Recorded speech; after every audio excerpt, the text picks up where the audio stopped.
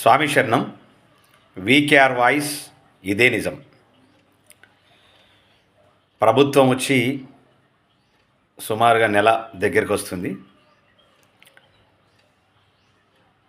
వాళ్లకు వెంటనే వ్యతిరేకత స్టార్ట్ అయింది. ఎందుకంటే మరి ఎవరు వాళ్ళకు డైరెక్షన్ ఇస్తున్నారు, ఎవరు చెప్తున్నారు అనేటటువంటిది అర్థం కావట్లేదు. ఏదైతే ఇప్పుడు 6 గ్యారంటీస్ అనేటటువంటిది రిలీజ్ చేశారో ఆ అప్లికేషన్లో కొన్ని తప్పిదాలు ఉన్నాయి.